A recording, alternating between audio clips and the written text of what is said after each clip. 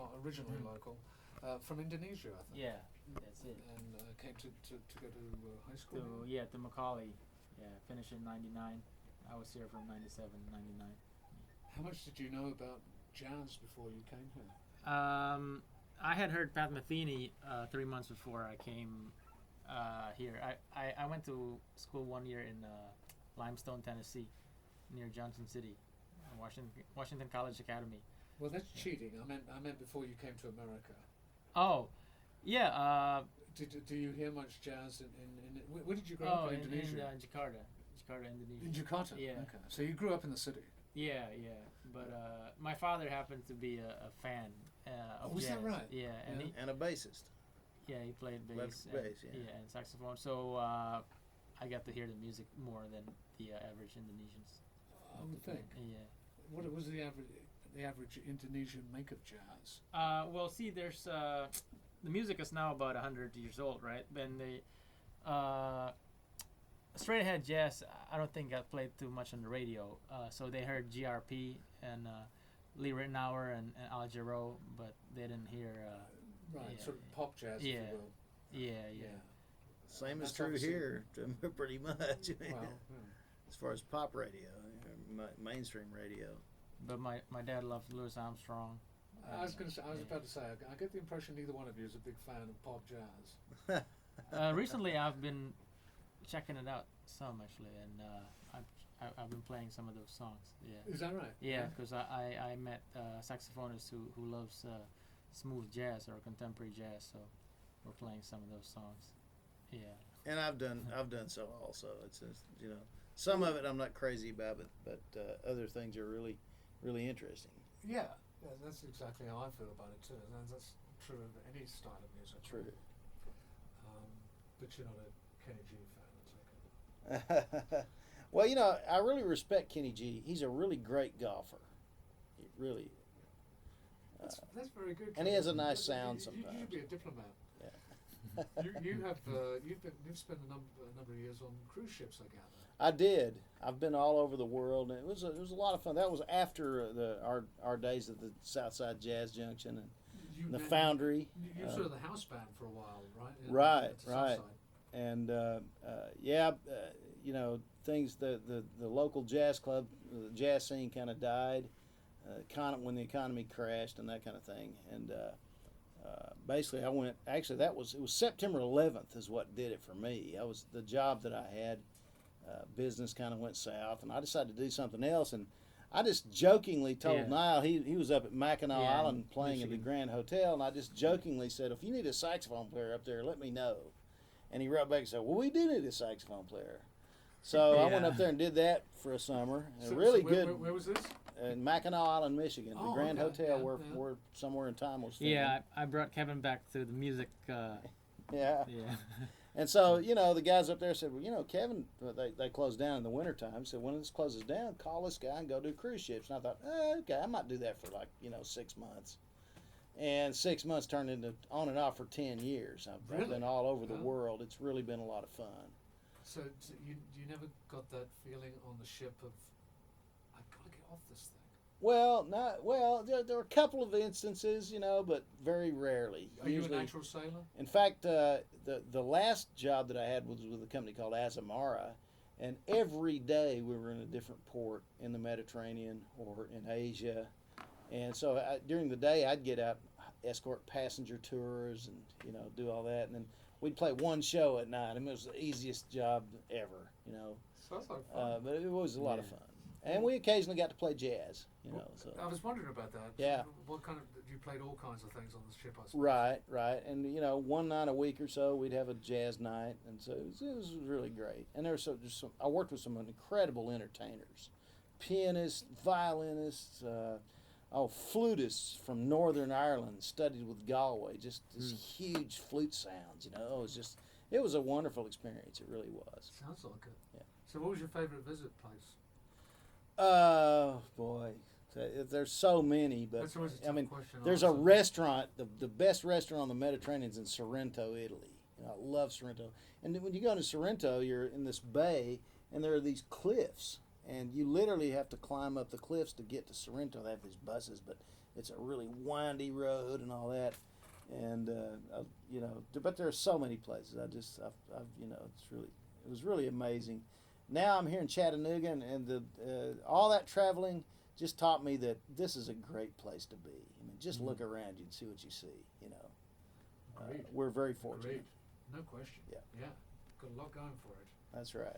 How many people have you run into know Chattanooga outside of when you were all over the world like that? A lot of people know It was kind of funny. I would run into people that they'd see my hat, Chattanooga or something, and they grew up in Brainerd, and now they live in Seattle or something. It's amazing. It is the best kept secret in the South, but there are some people who know about it. Yeah.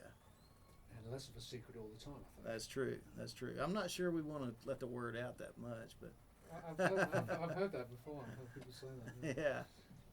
Niall, do you live here in Chattanooga now? Or? No, I'm here on vacation actually, and then we were in Chicago for 2 days before, and I'm gonna be here for 3 days. I told Kevin if you can get a gig while I'm here, it's great. But if not, I'm still coming because I wanted to show Macaulay to my wife actually.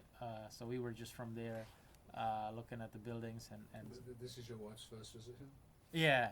Yes. She's never been here before, so she's just tagging along with me. Yeah. So you've got a gig tonight at Barking Legs. At the Barking Legs, and I really want to thank Bruce Kaplan. He's the owner of the Barking Legs. He's out of town, and he couldn't be there, but it was a last minute thing, and I ran into Bruce. All the years I've been here, we'd not actually met before. Really? I don't know why. I know a don't lot of people either, that know him. It's of one all those, the people in town, he has done as much as anybody to promote jazz. Right. And he's whenever anybody's playing, he'll always go. Sure. Listen and play. But Bruce is kind of shy, and I'm sure bit, we've seen each other, but we've just never met. Yeah. And he was at a Christmas party. No, it was a 4th of July party, I think, up at Robert Crabtree's. Is a really good pianist here in town, and he's got a nice place up on Lookout Mountain. And he had this 4th of July barbecue, and he has a nice grand piano. We had a jam session, and Bruce was there, and he really liked it. And so he said, call me sometime. We'll put something together at the Barking Legs. And I didn't, I never got around to it until I found out Niall was coming. And I thought, wait a minute, that's 2 weeks. That's probably not enough time. But I called Bruce, and he said, look, I'm out of town, but we'll make it happen. So tonight, it's going to happen. Well, we're talking about great pianos. He has a wonderful piano at Barking Legs. I understand it was the original piano at Birdland in New York. That's the story. Who knows? But it's a great story. Oh, and it sounds great. Sounds great. It really does. I heard Champion Fulton last week. It was great. She's a really good. So you have regular gigs here in town now, Kevin? I usually play with the Monday Night Big Band on Monday nights. Okay. Tuesday nights, I'm doing a thing with the Chattanooga Clarinet Choir, really to keep my clarinet chops up and my classical music. I've never been I'm not a trained musician, period. I got into jazz when I was 12, and really? Yeah. That's young. Yeah. It ruined my life. You're not the first to say that. What caught your ear? But what was the first thing that caught your ear at 12 years old? Well, Cannonball Adderley and Charlie Parker.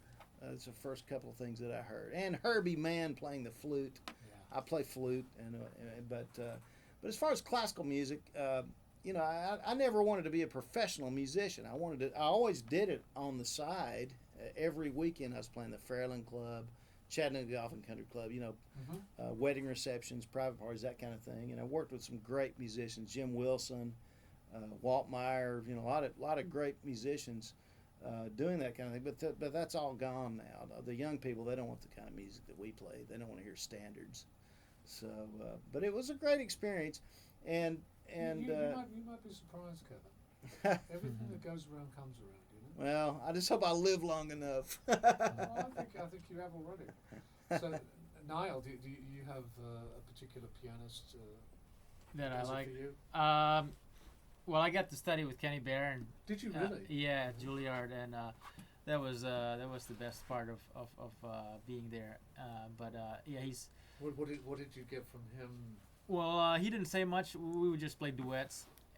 So it's mostly, hey, listen. Yeah. Listen and learn. Yeah, he said I'm on the right track. Just learn as many songs as I can and play outside of school as much as I can. But I like Oscar Peters. So what do you take from that, Niall? Did that help? It doesn't. That sounds like. Yeah. Or what else have you got to say, Mr. Barrett? Yeah, I was kind of disappointed at the time. I was hoping for more technical information. But I recorded the lessons, and I think I got. He feels I'm already on the right track, so just play. And I'll tell a story about Niall taking a lesson. I took him up to Knoxville one time to take a lesson with Donald Brown, who played with the Marsalis brothers, and Art Blakey. Great, probably the best pianist I've ever played with. I mean, he's an amazing guy. He's such a nice man, too. He told me he'll play on my CD, so I'm excited to do that. That's upcoming.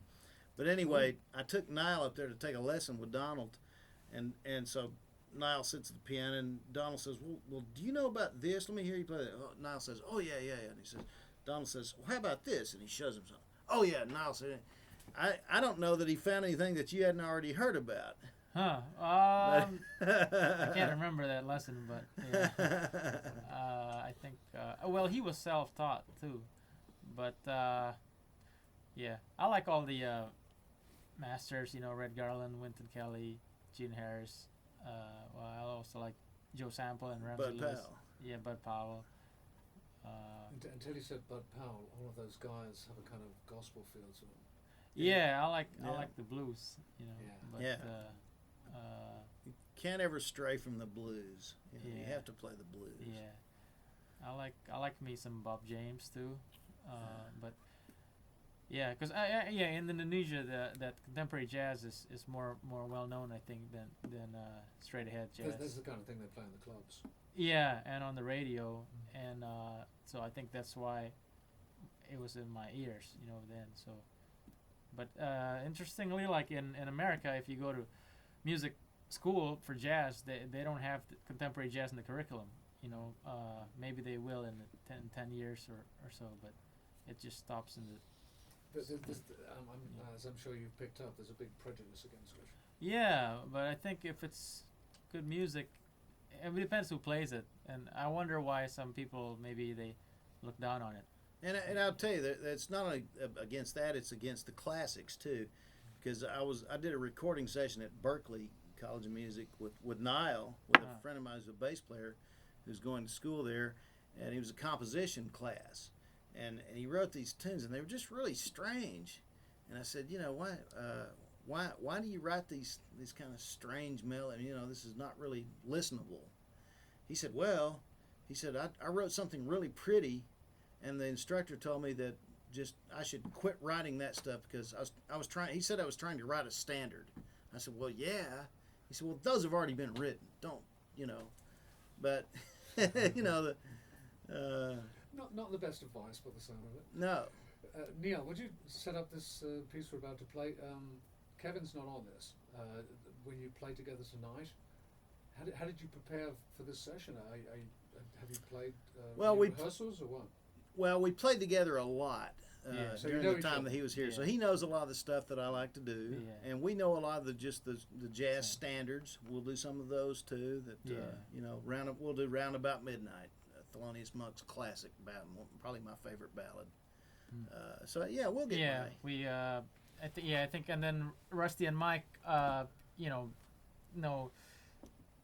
the music too. So I think it'll be a good jam session. It'll be fresh if nothing else. Yeah. Sounds like fun. Yeah. So what do you make of Monk? Are you a Monk fan? Yeah. I don't play or listen much to his music, but. I know around about midnight, I know Ask Me Now, and I have his songbook, so I played some of the songs, but I play at my style.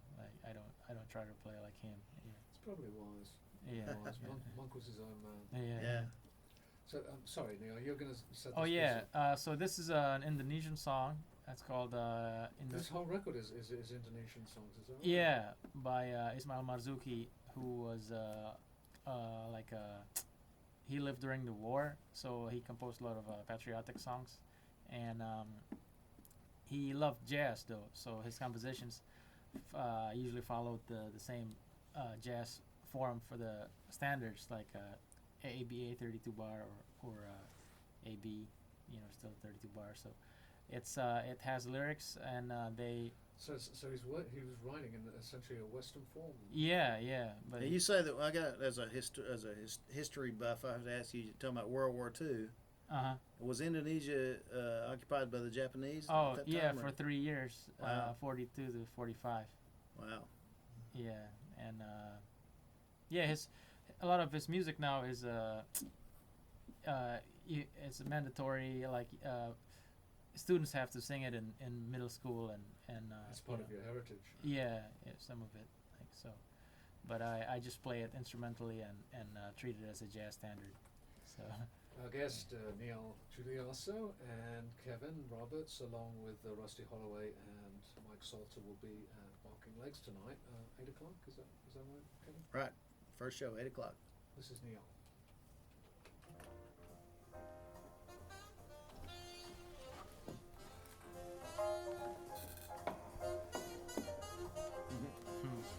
This is my younger brother on drums. Is that right? Yeah. Othman, yeah. He goes to Memphis State. Have you played in Barking Legs before? No. Oh, you'll like it. Very intimate, I heard. Not very big. It's got nice acoustics. Yeah. Great piano. Yeah. Is there a restroom here? Through there and to the left.